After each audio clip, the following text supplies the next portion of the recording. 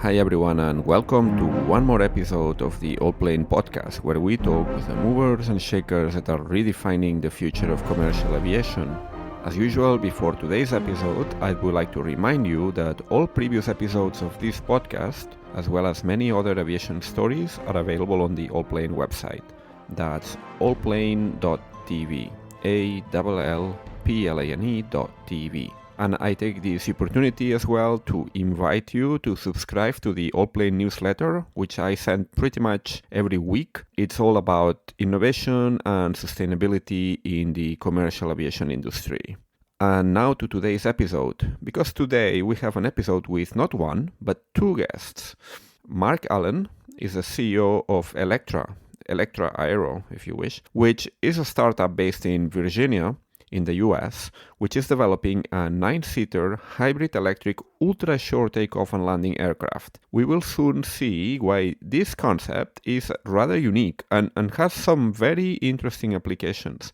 And then we also have today on this episode Tomislav Land, who is, by the way, not the first time that he's on this podcast. He was already here in the very early days of the pod. And Tomislav is the founder of Flyvbird, a startup based in Germany that is preparing to launch a new generation airline that will operate on an on-demand regional basis. They will start with conventionally powered aircraft, but Flyvbird is actually eagerly awaiting the entry into service of Electra's hybrid electric aircraft in order to become as well a low emissions operator. And they will also use some clever software to match demand and supply and basically establish a new model of regional air connectivity. So today we've got the two of them here together because I thought it would be interesting to get both points of view. That of one of the companies that is working on the, let's say, hardware side of the equation, and also the point of view of another company that is working on the software side, if you like. In the case of Flyvbird, the mention to software is actually quite literal because an important part of the value proposition is the algorithm that will match supply and demand and basically will help connect the dots. So we'll see how both companies, which represent two parts of the value chain, are collaborating to make sure that all pieces of this puzzle, the promising technologies like hybrid propulsion, ultra-short takeoff and landing, and then the platform that will make it possible to channel demand for new regional air mobility, that all these pieces of the puzzle, they all fit together. And to make sure that these technologies are sustainable, and I mean sustainable not just in the environmental sense of the word, which it's also, of course, an important part of the value proposition, but more broadly, because they are expected to be also self-sustaining commercially and financially, simply because they represent a more efficient way to do things. But perhaps it's enough of talking from me now, and let's welcome Marc and Tomislav to the podcast. Hello, Marc, Tomislav, how are you? Hi, Miguel. Great to be here. I'm doing well here. Tommy, good to see you. Good to see you too, Marc. Hi, Miguel. Thank you very much for the invitation. My pleasure. Today we're going to have a bit of a special episode of the podcast because very often it's just one guest, not always. And today we have two exceptional guests. And I think it's going to be great to discuss together what are the perspectives for this exciting new segment of the industry from both points of view. From the point of view of the OEM, Marc, you're leading one of the most promising startups in this field, Electra. And then Tomislav, you are heading new startup airline called Flyvbird in Germany with let's say a new generation business model. And I think it's interesting because both models are very synergetic, both the new business models in airlines and also new technologies and new types of aircraft complement each other very well. So I think first, maybe it's better if we just explain briefly what each of you guys are doing. Maybe, Marc, you want to start by telling us a bit more about yourself and about Electra. I think you were at Boeing for quite a few years, taking care of strategic matters at Boeing, and then you joined Electra to be the CEO. Electra, a company developing a hybrid electric ultra-short takeoff and landing aircraft, right? Yeah, that's right, Miguel. First, it's good to be here. Thank you for having us. I started it in aerospace in 2007. I was very fortunate to get pulled in by a mentor of mine who had entered the Boeing company as general counsel and brought me over with him. But I pretty quickly moved over to the business side, had a chance to run our China business. I ran Boeing Capital Corporation, and I served as president of Boeing International through a number of years, as well, of course, as the strategy leadership, the corporate development leadership, and the disruptive mobility efforts. But I left in 23, and 24 was a year I promised my wife would be about rest and discovery. And I either succeeded halfway or I failed halfway. I'm not sure which it was, but it was about the midpoint of the year that I Yeah. got very excited about what Electra was doing. I knew the technology. I had watched it earlier. It actually originally spun out of Boeing back in 2020. And what's so special about Electra is it really is asking the first principles question about electric propulsion. It's not trying to displace jet fuel. It's trying to identify what capabilities you can create with electric propulsion that you cannot create with jet fuel. Mhm. And it's the only company I found that had really nailed down a firm answer that had real value for real customers like Flyvbird and Tommy. And the more I due diligence it, the more excited I got, and the more I realized this was a hinge moment. Uh-huh. We have the opportunity to really open a new era for air travel. And so I jumped in. I became CEO in August, and we've been running fast ever since. Mhm. Maybe we should mention that one of the key features of your aircraft is the ultra short takeoff and landing capabilities, because That's right. there's a lot of talk about vertical takeoff and landing, which is great, but it's also technically very challenging, particularly if you want to do it with electric batteries that consume a lot of energy in this takeoff and hovering phase. But you are doing something that gets pretty, I mean, it's not vertical takeoff and landing, but it kind of gets possibly as close as you can get with a conventional takeoff and landing. I think your aircraft only need something like 150 feet, which is That's right. about 45 meters. So That's that's, right. I think, about half the length of a football field, right? Something like that. That's right. The plane needs 30 or 40 body lengths to hop up in the air or to come to stop after landing. Hmm. And what we are excited about is that really remains the profile a helicopter flies. Hmm. Yes, helicopters hover, but they tend to only hover the last few feet, right? When they take off, they actually normally rise up a bit, 10 feet, say, and then they accelerate forward until they're fast enough to be able to auto rotate to add that safety assurance to their operation, and then they climb. Hmm. And as a result, if you look at the vertiport rules the FAA has for I should say, the helipad rules that the FAA has for operations out of helipads of helicopters, they require an 8-to-1 glide slope, Hmm. gain or lose 1 foot of altitude for every 8 feet you travel horizontally. And we can do 8-to-1 with the EL9. That's our ultra short, which has this extraordinary short takeoff and landing performance. Impressive. And just to summarize the details of the aircraft, but the capabilities, it's hybrid electric, so you would combine both systems, but this allows you to fly for about over 1,000 miles, I think, of range, plus the reserve, and carrying 9 passengers, plus 1 or 2 pilots. I'm not sure now. It'll have 2 crew stations, so you Uh-huh. can take 2 pilots, but it'll be certified for single pilot operations. So the Okay. question is, it depends on the operator. Mm-hmm. But you look, the key elements of mission capacity you described are exactly right. Mm-hmm. The hybrid electric propulsion system enables the electric blown lift, which gives Mm-hmm. us extraordinary ability to access small places, unimproved surfaces. The hybrid electric nature of the propulsion system lets us have real meaningful payload range. Some people can take 100 pounds, 1,000 miles. Some people can go, 1,000 pounds, 100 miles. But the reason that we're excited to be here is we have real payload range. We can let Flyv take 9 passengers, all with bags, 2 pilots, and fly hundreds of miles. We in that regional mobility space, and Tommy should speak about it because he's the expert. But we think that the sweet spot is in that 200 to 250 mile route, and this airplane can do that fully loaded. Yeah. That's why we're excited to bring something real to the market. Yeah, those journeys that are maybe a bit too long to drive comfortably, but too short to fly with a standard commercial jet, right? And I think here it's a right moment to introduce Flyvbird. I mean, to introduce, we have got Tomislav on this podcast quite some time ago when I think the project was at a much more early stage. So during this time, I think Tomislav, you've been maturing this project and kept working on it. Please tell us more about Flyvbird and what you guys are trying to do and how does the Electra aircraft fit in? No, absolutely. Thank you very much. And I always learn so much when I'm listening to my partner, Marc. There's so much more to learn and also hear what we can say. When we talked, we had this idea and we went from idea stage into real stage. So we're going to start operation this year.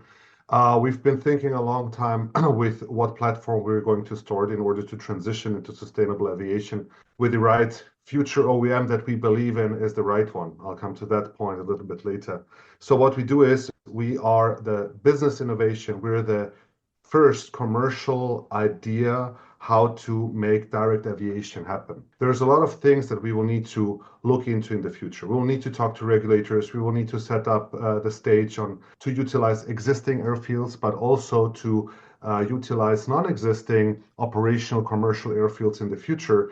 Since what we want to do is we want to connect people faster from A to B. And how we do that, we are not competing with classical airlines. We're an air mobility platform. We're intending to operate 700 airplanes by 2040 worldwide and basically offer a service where people automatically get a dynamized network schedule arranged through our AI component that we use. So we will use machine learning in the future to really make traveling faster based on the demand of our passengers.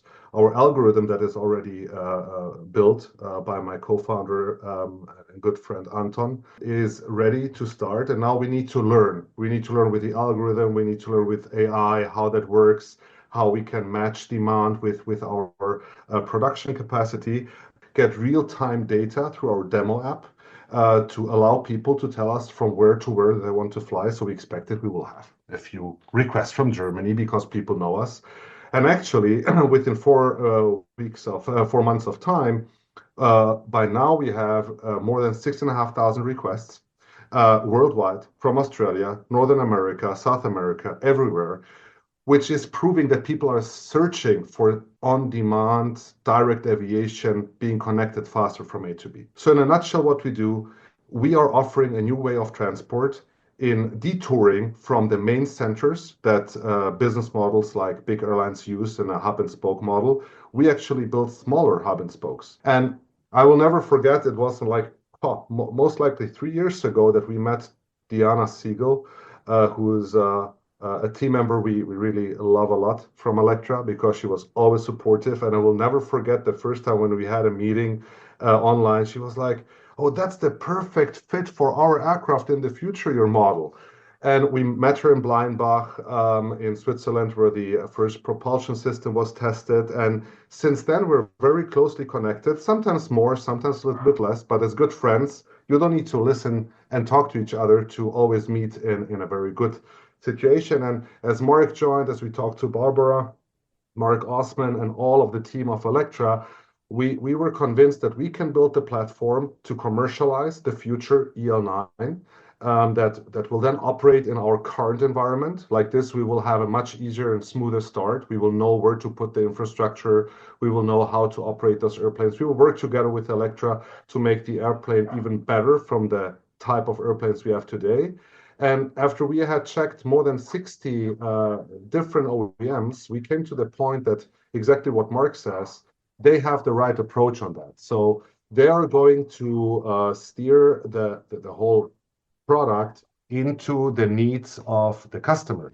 And that's what we need. The technology is great. The technology convinced us the most from all technologies that we can utilize what we have today, but come even closer in smaller airfields in the future.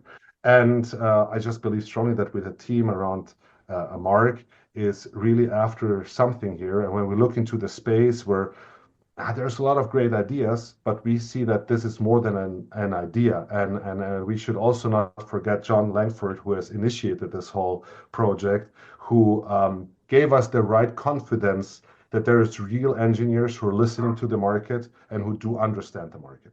So basically, you are planning to build a fleet of Electra aircraft, hybrid electric aircraft, to use them on a on-demand basis. And this is going to be started in Germany, is that right?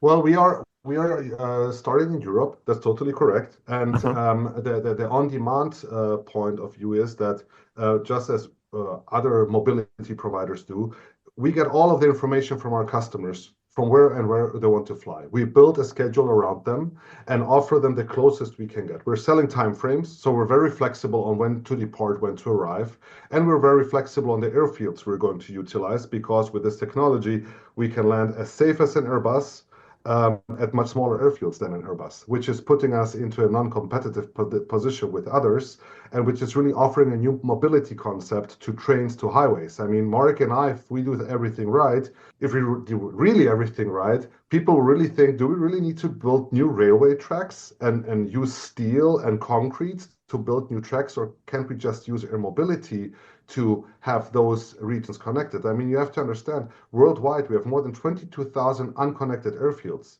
In Germany alone, we have 340 unconnected airfields. In Europe, it's more than 13,000. And now the funny part, the average citizen in Germany lives in the near vicinity to the next possible airfield that we have within a vicinity of 30 kilometers. So we will also save a lot of efficiency and a lot of more, will be much more sustainable because people won't have the need and the hustle to travel 1.5 hours to the next airport.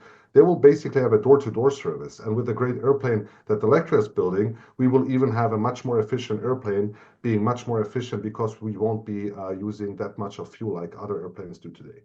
Yeah, I wanted to ask you about that because obviously the air taxi concept is not new, but I guess there's a number of technological innovations that make it more interesting, more appealing now. One of them we mentioned, the possibility of landing and taking off from more places, more locations. But I think also the hybrid electric takeoff and landing also drives a significant reduction in costs and noise and pollution, right? What can you tell me about that? You quantified this effect?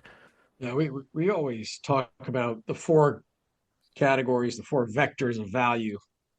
And Tommy did a great job of explaining how direct aviation can be such a game changer for people's lives, right? Flying from where they live, work, and play to where they want to go. Not always driving an hour to an airport, not Yeah. waiting through long security lines, waiting at the gate for a long time. That vision is what inspires this. But the four vectors of value that enable it have to be access. You have to get into small spaces. I think we forgot to mention one more technological factor here, which I think it's the technology to do the matching between the supply and demand, I guess, which is something Absolutely. that is getting better and better all the time because with the technology able to process more, let's say, to calculate more efficiently the best route and the best matching of supply and demand, that also facilitates this efficiency in the marketplace, right?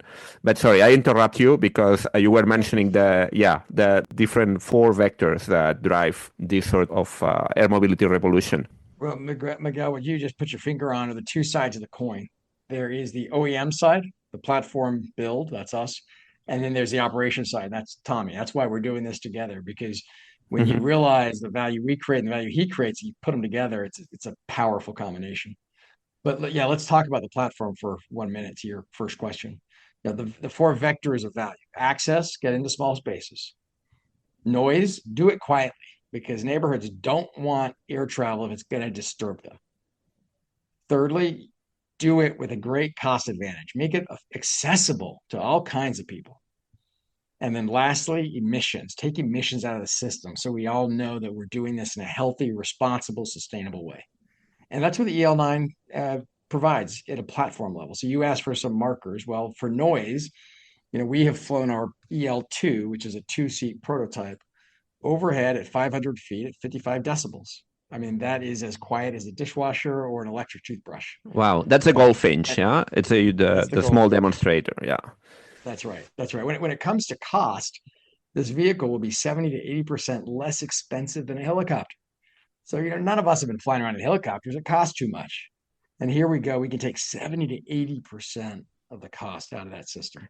Well, We can also, helicopters are expensive though. oh yeah, for sure, for sure. And So, that's the point. That's the point. We yeah. can provide the cost of a fixed wing airplane, Hmm. fixed propellers, and safety levels that are even better than standard fixed wing because of the redundancy the hybrid electric propulsion system creates. So it's like boom, boom, boom. You get all these values, you add to it the access we already talked about and the emissions, and you can take a huge reduction on emissions, especially in these short haul flights, up to 60, 80% reductions. All of those things are like, now we hand it over to Tommy, and it's like, okay, Tommy, you've got to figure out that new mobility and operating model built on AI, as he just described, to really aggregate demand and fly out of the right spots. And so, yeah, we think that this platform, we can just hand it over, and Tommy's got the next stage of the challenge. Yeah, so where are you guys, Tommy, with the with this developing this system? I guess that's the type of technology you would expect, for example, in a on-demand ride app like Uber or Bolt, this type of platform, yeah? Even better, because this is what convinced us. I mean, I have another component that's super important to me. What I want to do is I really want to have my kids one day say, "Hey, Tommy, Mark, and the whole teams around this direct aviation part made it happen that we fly more sustainable." And I mean, we really have an issue here. The European Union decided, and that's good, that by 2050 we have to be CO2 climate neutral. And I think a lot of people started building something without having this exchange that we have constantly with Electra. What do you guys need? I mean, we said the aircraft could be super ugly as long as it's super efficient, because this part of the technology, that's what's different. Now, the good thing is they've built a beautiful airplane. That's even That's better. true. Okay. So I think we can agree on this. Yeah. no, it's really, and that's important to people that also give safety, right? When something looks good, it gives you safety, it gives you comfort, and it should be something comfortable. And what we really want to achieve is we want to give back lifetime, and lifetime in means of being faster connected, because that will save money as well. So if we look into the sustainability part, we always ask ourselves, how do people want to make this happen? I mean, Airbus has decided to maybe postpone their plans. ATR has done that. Mark hasn't, and for a good reason, because we're doing the right things first. We need both. We need the platform, we need the demand, we need to match passengers together with that. And what we do is we will start with classically setting up demand that is already there. So what we have done is we looked into data that is available, so we can read out mobile phone data and we can start running it through our system and make predictions. What are the strong markets there? Because also customer perception will be needed for that. Usually people come to an airport, wait 2 hours, check in, go through the security line, do all of that blah, blah, blah, blah. That takes a lot of time. We will need to attract them to something new. So we're going to set up, let's say, semi-direct flights that are known from the past that worked, but the right airplane was not there because the airplanes today we have in regional aviation are too expensive or too old. Therefore, you cannot run a competitive pricing anymore, and people cannot afford to pay like business jet prices for something like that. So once we have done that, that's step number one. We bring the EL9, that's our plan, somewhere around 2029, 2030 into first operation. We don't substitute our whole fleet. We will have a mixed fleet of classical airplanes with a new airplane to see how that works together, to see what exact numbers there are. And then slowly we start utilizing and making all of this demand much more flexible. And at the end, it's very easy. We will always offer very clear connections from one city to the other. There will be clear city pairs. The big difference is we're flexible on substituting them day by day, week by week, month by month. We don't need to fly them every day in the same pattern. because sometimes you will need to fly from A to B at 7 o'clock in the morning. Next day, you need a different destination, but you need to fly at 9 o'clock in the morning. And we're not connected to those big airports that have slot restrictions, that have slot constraints where you have to fly into, because people forgot that operationally, there's really a lot of things to do. And since I've managed now, that's airline number 9, I own airline number 3. There's a lot of background noise that you need to cover in order to make that happen. And yeah, this is how we're going to approach it. What needs to happen for this to become a reality? I'm asking this because it seems that at the moment there's a bit of a very downbeat mood in the whole, let's say, sustainable aviation scene because of changing economic and political priorities, maybe also because of some companies that are really literally running out of gas. We have seen recently in Germany Lilium that had to basically stop operations because it ran out of runway before it could go to market. And they were operating in a market, in a sort of market niche that it was similar to what you guys are trying to approach. This regional advanced air mobility between multiple points, 200 miles, something like that. So what needs to happen for this to become a reality? How far are we from it? How much capital is needed? Great question, Miguel. A couple of first points. I don't think we're in the same market at all as any of the all-electric aircraft. You mentioned one. The reality that we're seeing is that by the time you get through the regulatory process, the useful range is 25 miles. That's not the same thing as a vehicle that can offer a real 200 nautical mile range. Talking about the eVTOL or electric in general, all battery powered? All electric in general right now faces the constraint because remember, it's starting on the eVTOL side. This is a great moment. I said earlier, it's a hinge moment for the expansion of direct aviation, this on-demand mobility model, and everything that's going to change the passenger experience. With that comes, as you imagine, a lot of people prospecting in a new place, 500 total advanced air mobility companies. So you cannot be surprised at any failures along the way. It really comes down to which companies have a business model that works, technology that's within reach, and a viable path to regulatory approval. We feel great about all 3 of those for Electra. We have 2,000 and hundreds additional provisional orders from customers that understand how to use this airplane in existing infrastructure. So we feel like the business model is great. The tech is within reach. We've been flying our EL2 prototype for a year and a half. We are the only company ever to have flown the head of a U.S. federal agency, NASA, in our airplane. It's a great testament to the safety and the confidence of the whole system. NASA Administrator Bill Nelson flew with us in December. And in terms of regulatory viability, we're Part 23 certification. And so we've been working for several years with the FAA and their Emergent Technologies Group. And we are fortunate to be able to say we're just an airplane. We don't depend on any of the new regulations like the powered lift regulations or the SFARs or anything else. We're in a much more comfortable and traditional known context, even though what we're doing is so transformational. So the combination of transformation and pragmatism is in one respect what differentiates us and why we have great strength right now in the marketplace. And I think you've been also testing your aircraft with the US military, is that right? Correct. We've flown with the Marines, we've flown with the Army, we've flown with the Air Force, we've flown with NASA. We've flown in exercises with other vehicles. So we're getting a ton of testing. And we're fortunate to be in that position of having been the first and thereby the leader of the development of the integrated hybrid electric propulsion systems, completely integrated into our plane from day one. So yeah, we didn't go for any of the head fakes that some of the other companies went for. We went for something that we really believe creates capability that only electric can provide. And that's why it's valuable. That's why it's worthwhile. That's why it will drive the market forward. And how far are we from certification, assuming that everything goes according to plan? Yeah, 2028, 2029 will be certification. And so we expect to be entering into service in 2029. So yeah, we can't wait to get airplanes into Europe.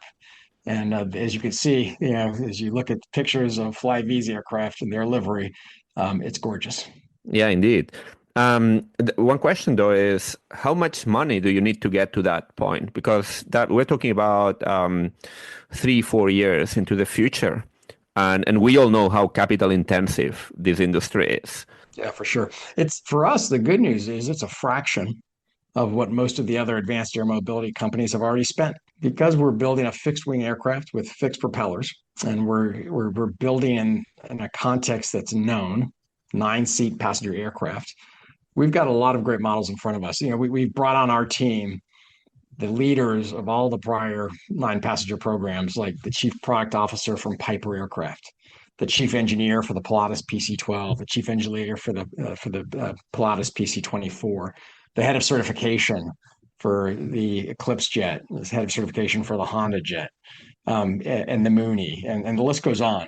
So if you look at the capital required for us, the answer is it's the same capital required for any of those programs, pretty much a known quantity. And so, yeah, we feel pretty good about our pathway there. Are you backed by some private investors, institutional investors? What's your capital structure at the moment? Yeah, we don't talk much about our capital structure. We're a private company, and so we have the luxury of not having to. We will probably put a little bit more information out just to answer questions, but we haven't yet. But at this point, we're privately backed. We have a number of great investment partners. Those we have spoken about are industrial partners who've invested in us. Lockheed Martin's invested in us.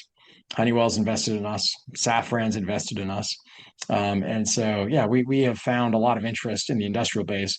But the principal capital that's come to us is from professional investors who are in the venture equity space, the growth equity space, and also now starting to come a little more institutional right now.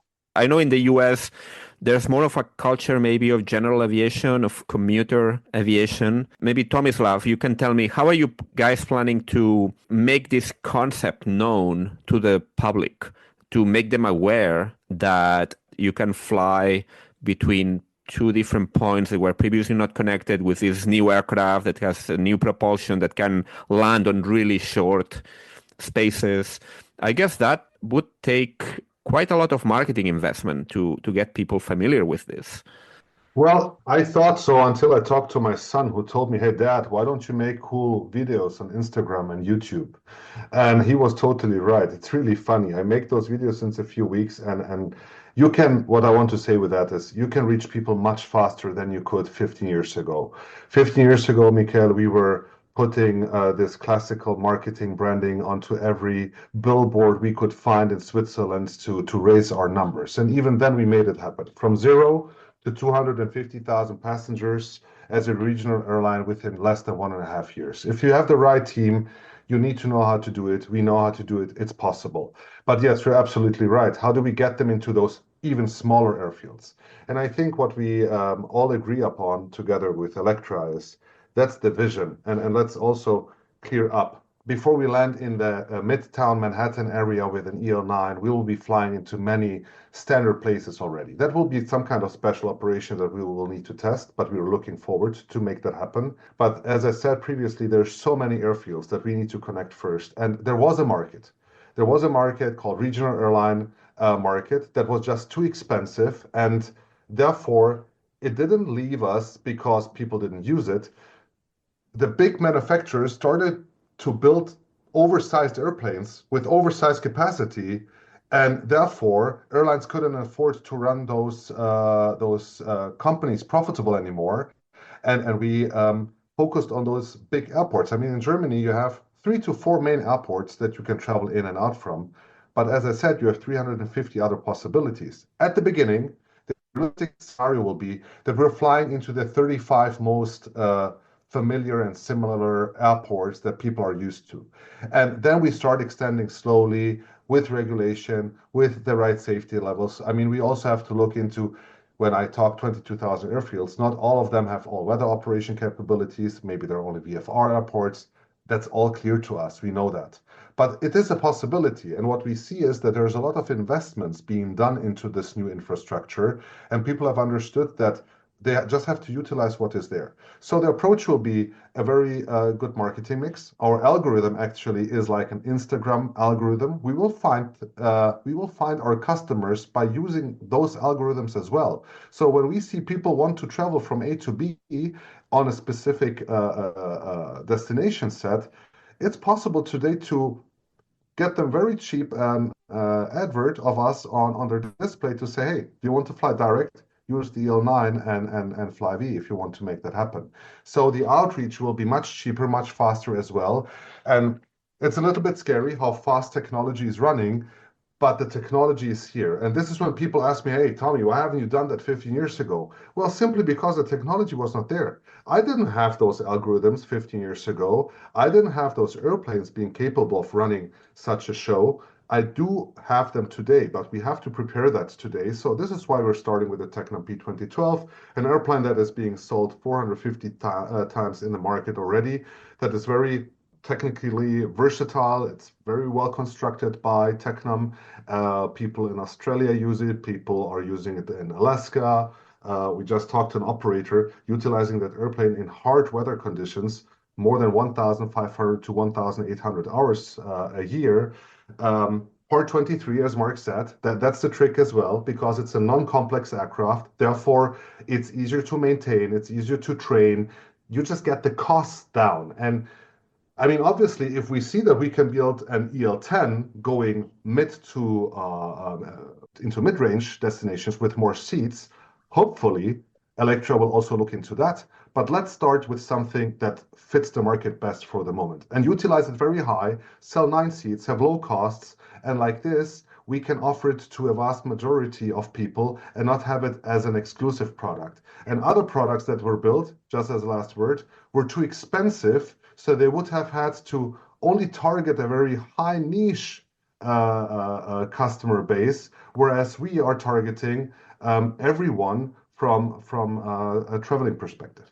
I wanted to ask you precisely about that. What is the estimated, let's say, ticket price that you can offer? I'm assuming like a standard scenario here, something like let's say a 250-mile ride between 2 German cities. You're competing, I guess, mostly with land transport, with roads and trains at this stage, yeah? So how cheap could this be per person? So it's all about scale. So we need to scale. This is why we ordered 100 of the Electra airplanes, and this is why we're intending to run an operation with more than 700 airplanes worldwide, because once you go at scale, you can offer lower prices. If we would just utilize one airplane, we would be working in a very small niche, prices would be higher.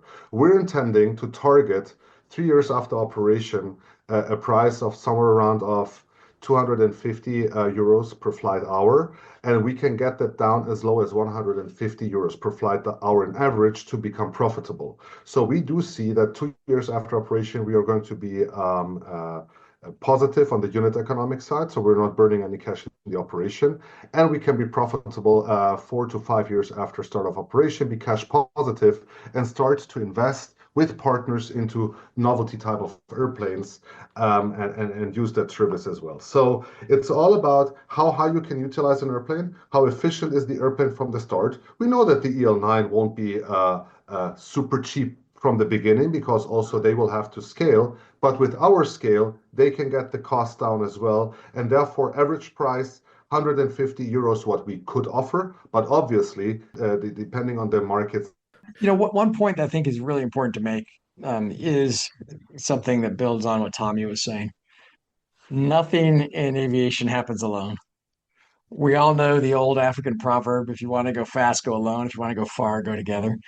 Aviation is the ultimate industry in which that's the case.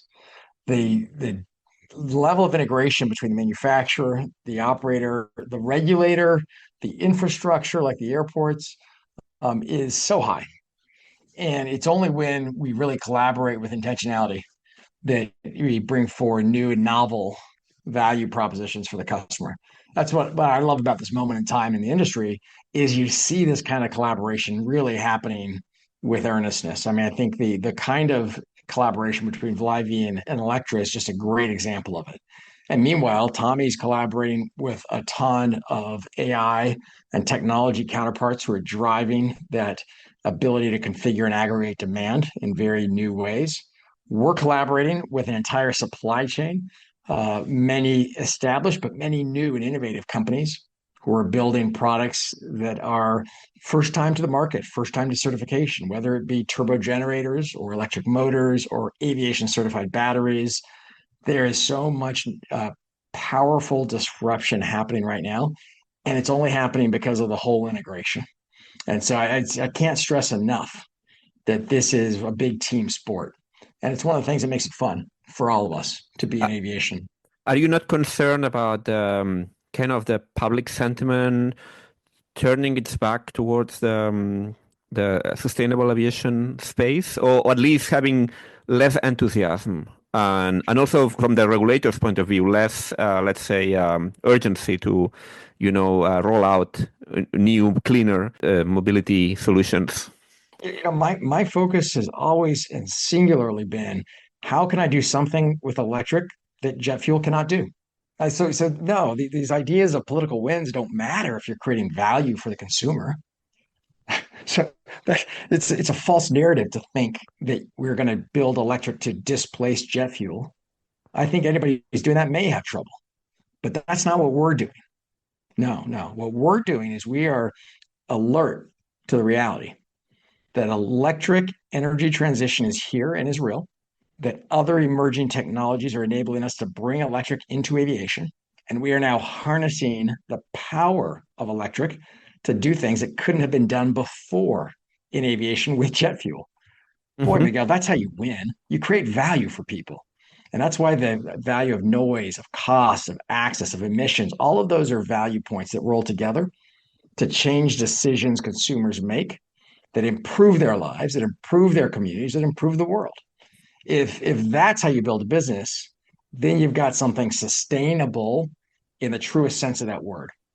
Sustainability, yes, it's about emissions, but sustainability is also about noise. It's also about economics. It's also about technological development. True sustainability is a comprehensive concept. And yes, our vision very much is sustainable air travel for communities everywhere. That's the vision that animates all the people of Electra. It's why we come in and we work so hard 7 days a week. But when we say sustainable, we never lose sight of what that and how broad it is. And I truly believe it is changing the world as we speak. But we couldn't do it by ourselves. Like we could build an airplane and it would sit in the hangar. If we didn't have partnerships with operators like Tommy, then it doesn't mean a thing to the world. What we want to do is change the world. That means we need these collaborations. We need these partnerships. This one's a special one. So I'm really glad to be able to present it and to share it with you today. Thank you for that opportunity. Clear, and thank you very much for coming here on the podcast to explain it. Before we wrap it up, because I know you need to go now, but tell us where can people learn more about Electra, which resources, links, etc. can they check so that they can see, for example, videos of the Goldfinch taking off and all that? Yeah, it's 1, 2, 3. One is our website, www.electra.aero, AERO. www.electra.aero is one. Number 2 is YouTube. We've got a lot of great video on YouTube, and you can go search out Electra and the airplane on YouTube, and you'll be there all day long and have a great time. And 3, you can go to our LinkedIn, where we track progress, where we high-five partners who are making great progress, where we spotlight our employees who are doing amazing things in engineering, in the factory, in the supply chain. So 1, 2, 3, website, YouTube, and LinkedIn. Definitely check us out. Perfect. I'll make sure they are in the show notes. And thank you so much for being here today and explaining all of this to our audience. Thank you so much. And Tommy, I'm going to ask you the same thing. I mean, people that wish to learn more about Flyvbird, what are the best places they can check to learn the latest about your project? Yeah, so with us, it's as well www.flyvbird.com. So flyvandthebird.com. We have a great Instagram page, connect to that. We have a YouTube channel. We have a very great LinkedIn channel as well, where we post everything in parallel. and the local press and great podcasts like yours. I mean, we couldn't be more thankful than to have people like you in the industry who are constantly reporting about our space. So that's the channels, and obviously you can always reach out to us by mail or by phone.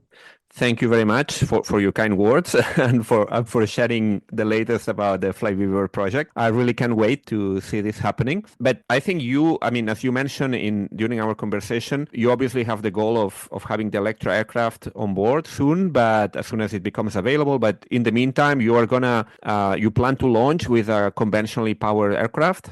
Yeah, what can you tell us about these launch plans and the other aircraft you're also planning to use? Yeah. Well, the first airplane is now in the hangar because it comes as close as possible to what Electra is going to do. It's also a 9-seater airplane built in the beautiful town of Capua in Italy. Is it Tecnam? Yeah, Tecna, correct. Yeah. This company is building airplanes since more than 75 years, so they really know what they're doing. We're very proud to have the first airplane sitting in the hangar starting 5th of May. And then we will slowly start building the fleet, not too fast, not too slow, but in order to be transitioning in the right moment together with Electra into this second part of aviation where we transform. Why have we chosen the Tecnam? It offers us the best unit economics. It's super efficient. It does save already more fuel than comparable airplanes in that size category. And it's just offering us a perfect platform to initiate our operations. So you're launching already this 5th of May of 2025? Yes, absolutely, sir. And you're going to launch your booking platform already, or you're going to start with some, let's say, demonstration flights? What's the plan for the rollout? Yeah, so the rollout will be demonstration flights, get a little bit sounding in the market, talk to our corporate clients, arrange the first flights commercially for them, and then slowly but steadily reach out to our business to customers and start selling. Funnily, we have already sold the first 3 flights to great people, and we've always been making this joke. One day we will also manage to fly the grandmother to her nieces and to her daughter that is far away. And finally, we're super proud of that. The first person that booked a flight with us is a lady that is traveling with her friend, and she booked 2 tickets to reach her family faster.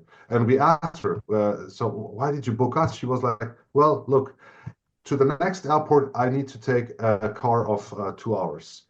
In order to get to the place I want to travel, my total travel time will be more than 15 hours. With you, I cut down the 15 hours to 2 hours. And she's not the fittest anymore, but she just wants to be faster connected to people, and she said, I'm going to use that service. So those first tickets are sold, and much more tickets are sold to corporate clients, to people that we're working with closely in the region of Germany, and we get the request day by day. So we're going to dynamically adopt those needs now this year to be in the market visible, and as of next year we allocate 3 additional airplanes to the fleet, and then we are going to launch the first algorithmic patterns through our real-time app.